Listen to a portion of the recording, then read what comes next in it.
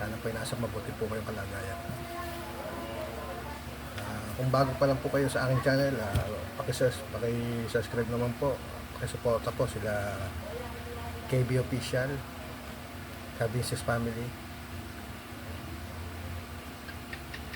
Mrs. KB Official, at Papa Dins TV. Isama nyo na rin po yung mga kagwang,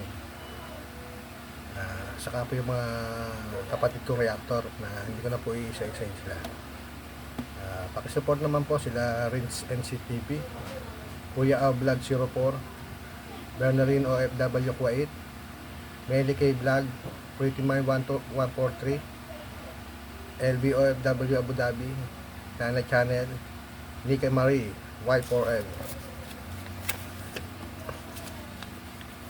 Saka po si Tata Elias Bobis Official.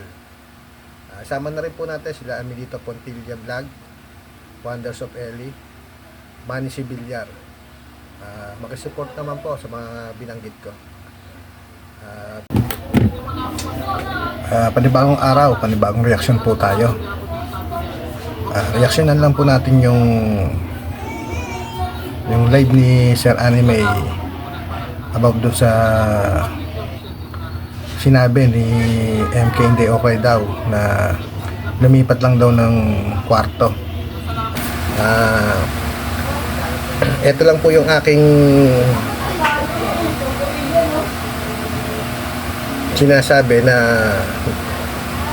bakit nangyari to kay Sir Anime. Sa yung sinasabi namin na-stress po siya. Bago po kasi siya mawala, may mga nailay pa po siya na patungkol po kay MK Inday Okay. Bukod pa doon sa mga sinabi nila Inday Okay nung sila ay pinagmumura ni Inday, meron pa pong isa. Yung pagkakalipat po nila Sir Anime, sinasabi po nila na lumipat lang daw po ng kwarto. Yun po ay nagbigay ano rin po kay Sir Anime. Parang siya ay parang na-stress po rin siya doon kasi sobra na po yung kanyang dala-dala nung araw na yun.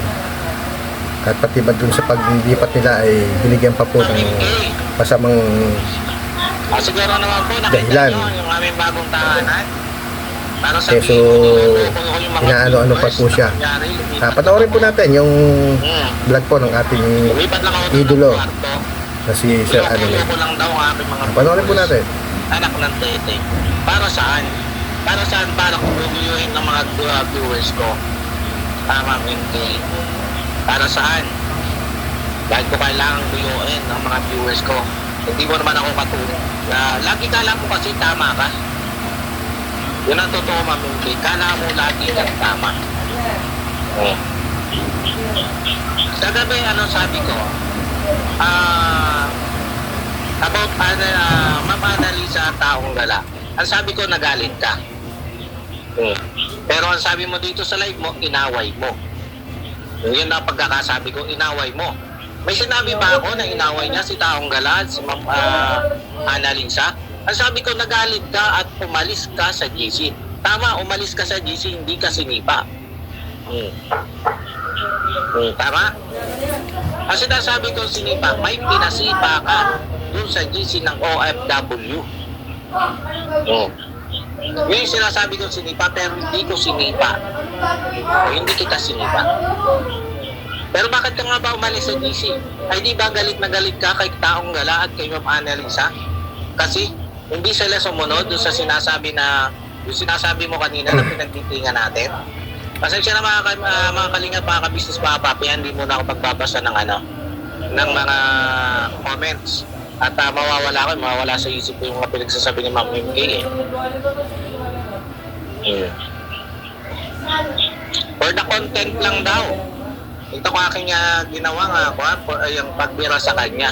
Anak ng tete.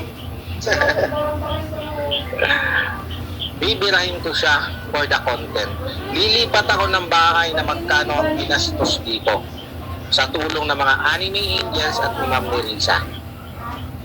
Si Kabisnes niya gusto din tumulong eh. Hindi ko na lang tinanggap ang tulong ni Kabisnes. Tapos ngayon sasabihin mo, ginogoyo ko yung aking mga viewers. At sinasabi mo, for the content lang yung, ay, nako, Diyos mio, Santa Barbara. Nakakatawa ka lang, Ma'am MK. At saka ang daming mong sinasabi, Ma'am MK. Ang dami mong sinasabi na halos binabaliktad mo eh. Binabaliktad mo yung mga nangyari. Katulad halimbawa noong yun sabi mo ay tinimbrihan kita na ipatitira ka ni Kabisnes. Pero may screenshot ako na chat ko sa'yo dito.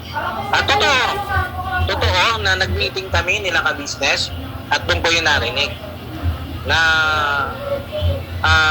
yun nga, hindi ko sinabi sa'yo ipatitira ka. Baka ipatira ka.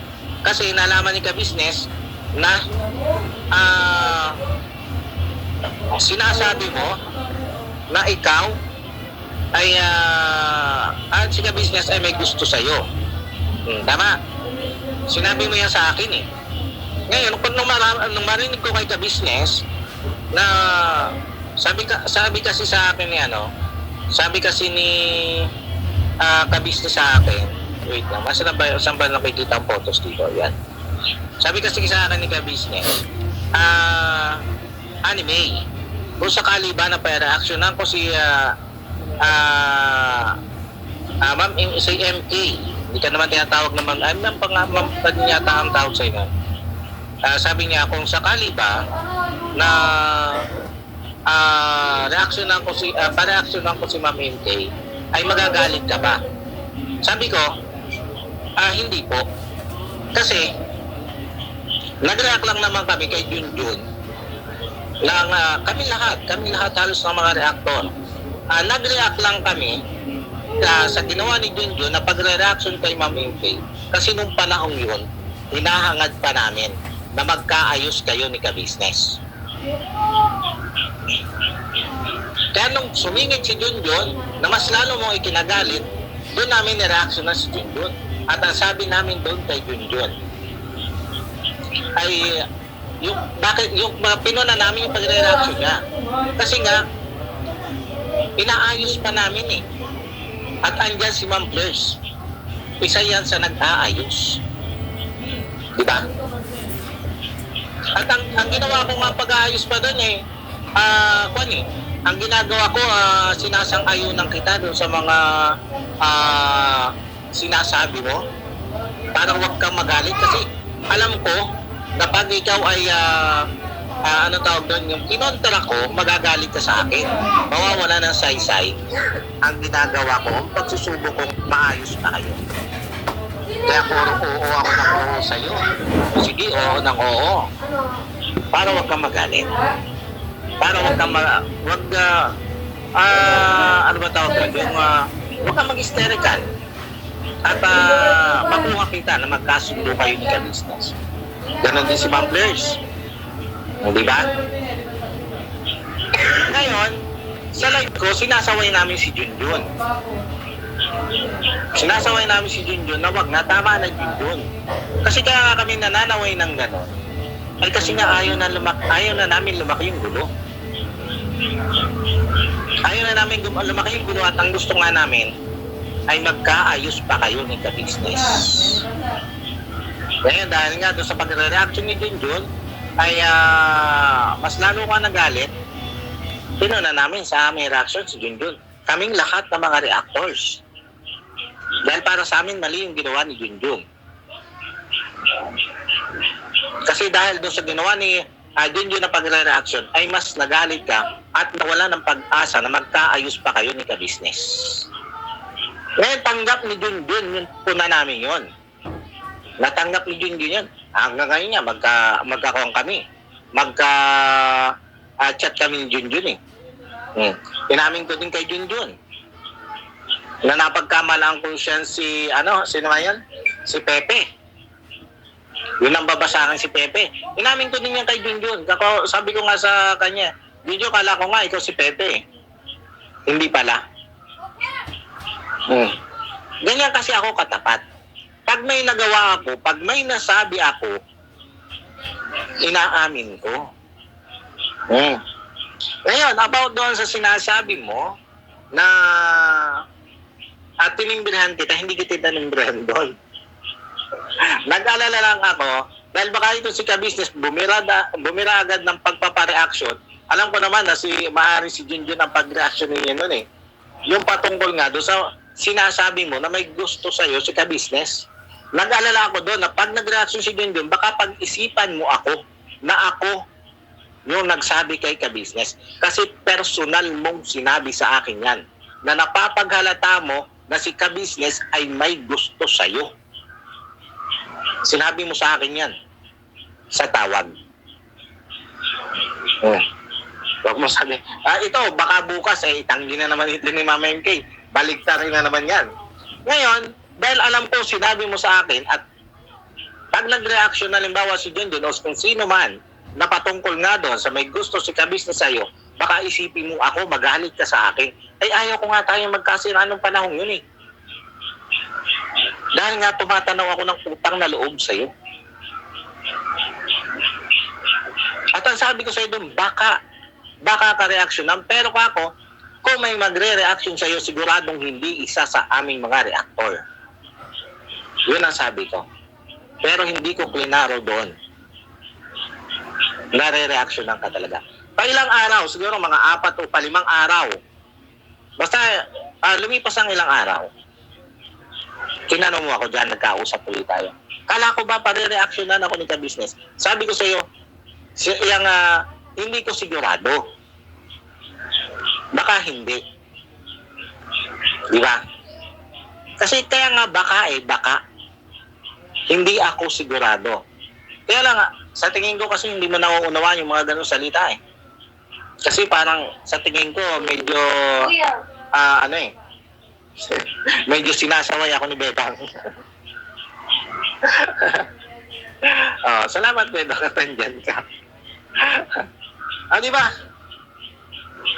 Ang ina mo kasing umintindi. Lagi kasing negative ang nasa isip mo. Tamang hinala ka lagi. Kaya nangamba ako sa iyo na baka pag nireaksyonan ka ng isa sa tagwang o ng EMS pagdudahan mo ako eh. Kasi alam kong taman duda ka. Kaya lang dito sa live mo, doon sa pagsagot mo doon sa mga sinabi ko, ay mali-mali eh. Iba talaga yung pag-unawa mo eh. Sige, sino nakapanood yan? Iba yung pagkaintindi niya eh. Tulad na lang halimbawa kay Taong Galata Analisa, sabi mo, inaway mo. Wala naman ako sinabing inaway mo, sabi ko nagalit ka. Iba kasi yung inaway sa nagalit. Tama ba? Unawain mo kasi ng ayos. Sasalita ka na rin lang eh. Ang galing mo sumagot, pasablay-sablay ka. Tapos, yung sa Kalingap, mali na naman. Yung pagpasok ko sa Kalingap. Ang sabi ko sa iyo doon, Ma'am MK, babalik ako sa Kalingap. Bala kong bumalik sa Kalingap. Yung pala sabi ko. Pero nung panahon yun, nakapag-chat na ako kay President. Tapos nung sinasabihan mo nga ako na umalis.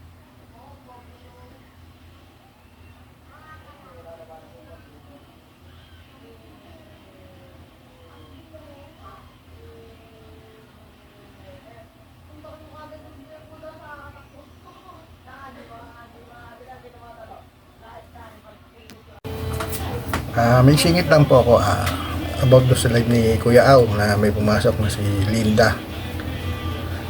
Pasok kayo ng pasok sa mga live na ito lang masasabi sa'yo. Maglabas ka ng main account mo at puro banta ang ginagawa mo. Hinahamon ka namin. Maglabas ka ng main account mo. Puro rin ninja ang mga pinapasok nyo. Bago kung ano-ano sinasabi nyo. Kung ikaw ay matapang, maglabas ka ng main account mo. saka mo sabihin ang mga gusto mong sabihin.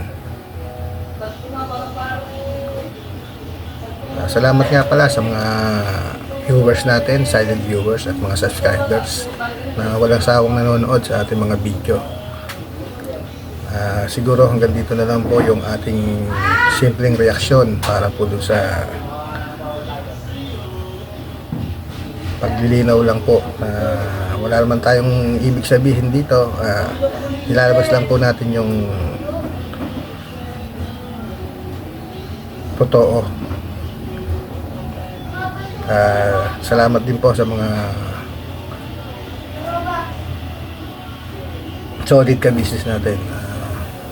Salamat din po kala Tatay Ferdinand, maraming po salamat. Kay Ma'am Lenny 24, maraming po salamat. God bless po sa ating lahat. Hanggang dito na lang po ang video ko.